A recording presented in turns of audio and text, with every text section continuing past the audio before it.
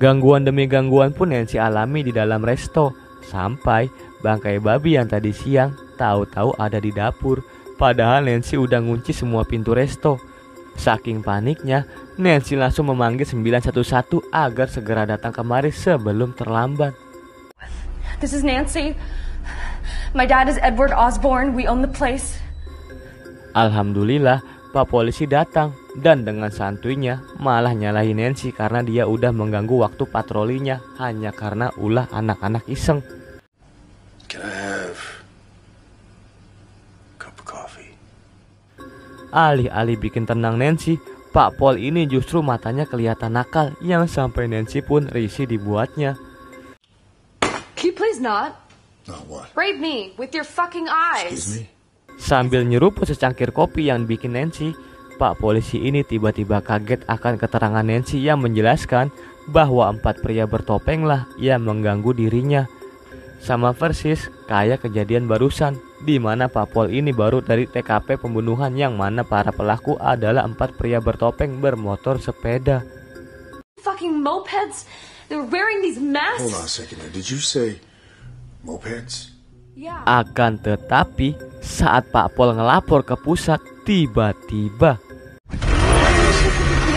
Go, go, go! yang satu ngumpet, yang satu nyari. Itulah yang terjadi saat ini. Syukurnya tahu-tahu Bobby lewat di depan resto yang Nancy langsung menariknya ke dalam resto biar nggak ada korban lagi. Sambil ngumpet di kitchen set, Nancy memakai ponsel Bobby untuk menghubungi ayahnya yang sungguh sayang. Dia lagi asik ngecor malam ini. Dan terpaksa opsi lain ialah meminta tolong pada temannya, Tabita. Tapi sayang, kamu ketahuan.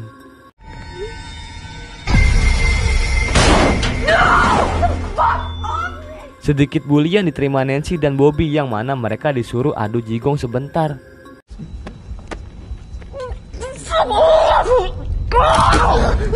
Di waktu terikat, Nancy berhasil mengembalikan keadaan saat psikopat amatiran itu lengah.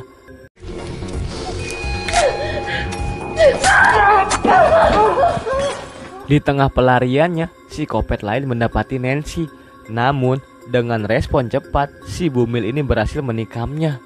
Akan tetapi, di balik topeng itu, siapa sangka dialah Pete, yang bahkan Jack dan kawannya adalah pelaku iseng ini.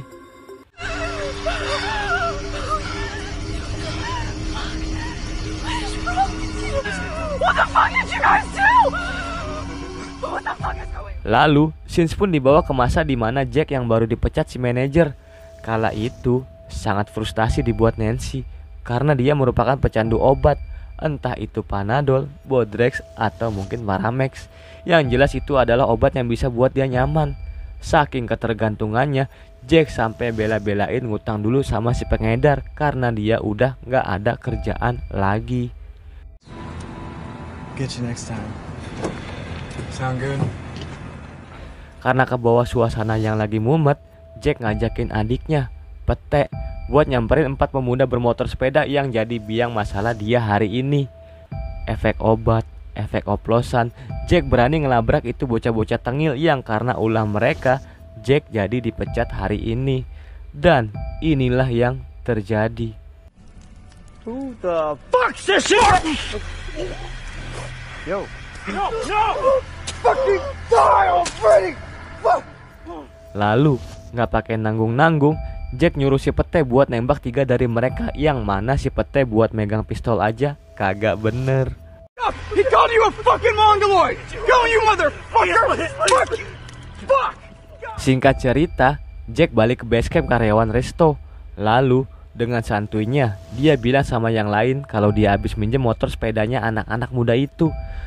Tahu kan buat apa? Ya buat ngeprank si Nancy nanti malam. Kebetulan kan hari ini semua karyawan udah dibikin bete sama tuh manajer.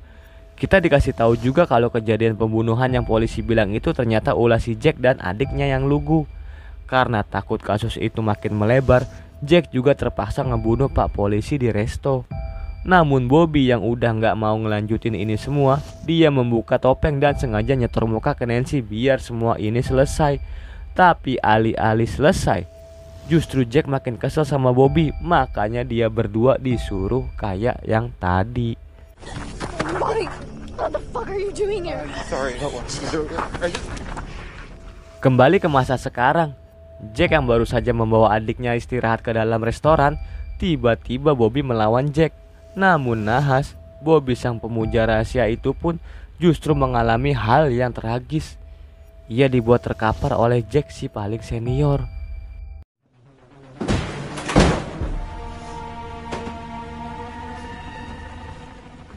Di sisi lain, Nancy yang lagi dicariin sama si Bongsor, dia sibuk nyalain penggorengan kentang buat jaga-jaga sembari mandangin daging busuk yang ada di tempat sampah.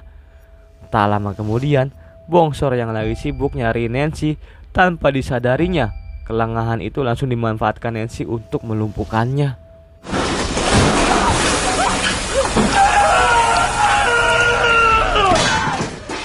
Melihat Bobby yang lagi sakarotul, bukannya dibacain syahadat dulu, Nancy justru ngambil kunci mobil pak polisi yang geletak di dekat Bobby.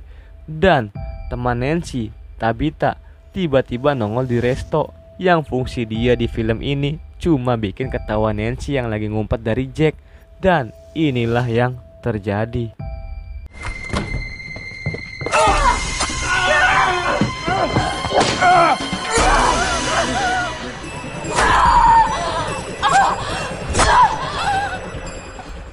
Setelah tindakan brutalnya, Jack nempelin stiker restoran di baju Nancy sebagai salam perpisahan. Yang kemudian Jack pun melarikan diri dan menghubungi 911 seperti scenes di awal film ini.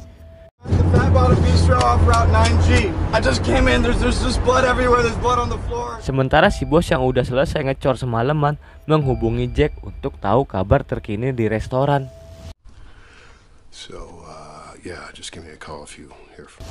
Kembali ke resto, bagaikan Susana yang bangkit dari kubur, Nancy menyumpal sekeliling bagian perutnya dengan daging busuk hingga ia cuma mendapati luka kecil.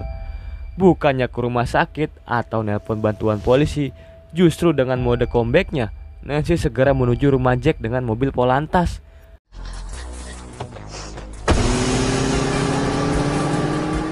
Dengan niat balas dendam bercampur balas bacok, stiker resto itu ia tempelkan di bel rumah Jack.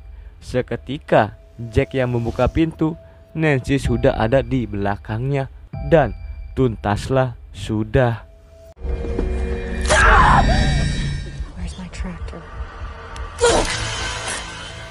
Dengan sisa-sisa tenaga yang masih ada, Nancy berjalan lesu hingga terkapar di rerumputan. Sembari berharap ada pertolongan datang, Nancy teringat akan masa lalu di mana mendiang sang ibu melahirkan Nancy saat seusianya sekarang. Dan karena hal itu, niatan menggugurkan kandungan sedari awal Nancy buang jauh-jauh. Lalu ia pun mengakui kehamilannya kepada sang ayah yang tiba-tiba lewat situ dan langsung menghampirinya. Yah, walaupun resiko ayahnya bisa ngamuk edan dengar si anak bunting gak tahu siapa bapaknya, yang penting saling terbuka. Intinya si ayah juga harus jujur kalau ini semua salah dia karena lebih mentingin ngecor si lonte daripada stay di resto. Daddy. Oh my god. Pokoknya kalau punya mulut ya saling jaga aja ya sob. Terus kita juga harus saling terbuka. Jangan nunggu ada korban dulu baru nyadarnya. Makasih ya sob udah mau mampir kemari. Sampai ketemu di film selanjutnya. Bye bye, Mimin pamit. Assalamualaikum.